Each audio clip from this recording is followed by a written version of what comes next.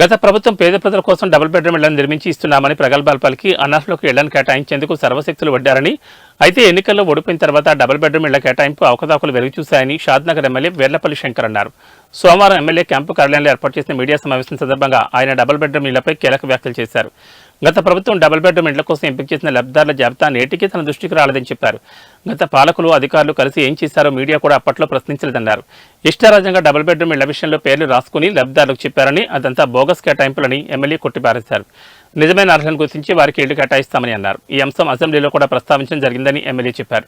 పేద ప్రజల సంక్షేమం కోసం అవసరమైన ఇళ్లను వారికి కేటాయించకుండా అర్హత లేని వారికి ఇస్తే దాని ఉద్దేశం మారిపోతుందన్నారు. కాంగ్రెస్ ప్రభుత్వం వస్తే 3,500 ఇళ్లను అర్హులైన లబ్ధిదారులకు అందిస్తామని అన్నారు. ఇళ్ల కేటాయింపు విషయంలో మీడియా సహకారం కూడా ఎంతో ఉంటుందని, మీడియా ప్రతినిధులు కూడా ఇళ్ల కేటాయింపు విషయంలో ప్రభుత్వానికి సహకరించాలని సూచించారు. రైతులకు, ప్రజలకు, పేదవాళ్లకు అన్ని విషయాలు అర్థమైనవి. దానికి గాను రాష్ట్ర ప్రభుత్వం గత 2 నెలల్లో సార్వత్రిక ఎన్నికలలో కూడా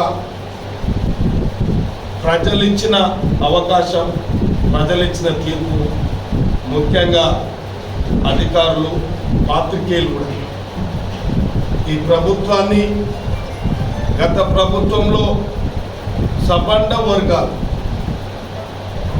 ఇలా పేద ప్రజలే కాదు, ఇవాళ ఉద్యోగస్తులే కాదు, సమాజానికి ముఖ్య పాత్ర పోషిస్తున్నటువంటి పాత్రికేయులు కూడా ఈ యొక్క పరిపాలనలో గత ప్రభుత్వం మీద మార్పు కోరుకోవడం ఇది సత్యం. కాబట్టి ప్రతి ఒక్కరూ నమ్మకం ఉంచి ఈ ప్రజా పరిపాలన కోరుకున్నారు, ప్రజాస్వామ్యబద్ధంగా పరిపాలన కోరుకున్నారు, న్యాయం ధర్మం పాటించాలని కోరుకున్నారు. ఇవాళ ఈ వ్యవస్థ కూడా పరిపరి విధాలకు గురి అయిపోయింది.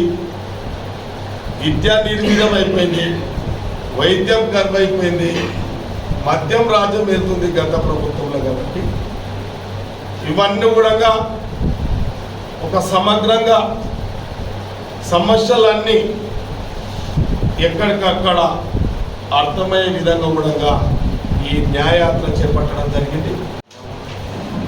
పత్రికా సమావేశం ముఖ్య ఉద్దేశం తెలంగాణ రాష్ట్రంలో రాహుల్ గాంధీ చేపడుతున్న న్యాయ యాత్రకు సంఘీభావంగా మిత్రులు, పెద్దలు, మాజీ ఎమ్మెల్యే, ఏఐసిడబ్ల్యూసి మెంబర్ వంశీచంద్రరెడ్డి గారు గత నెల మక్తల్లో మొదలుపెట్టి పార్లమెంట్ నియోజకవర్గం మొత్తం మండల్ టు మండల్ న్యాయ యాత్ర చేపట్టి ఈ దేశంలో జరుగుతున్న దుర్మార్గాలు, అన్యాయాలు, నిర్లక్ష్యం ప్రజల వైపున ఎక్కడికక్కడ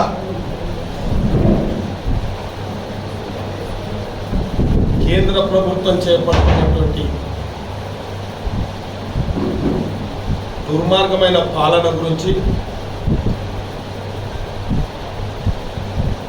ప్రతి మండలంలో సమావేశాలు ఏర్పాటు చేసి గ్రామాలలో తిరుగుతూ వంశీచంద్రరెడ్డి గారు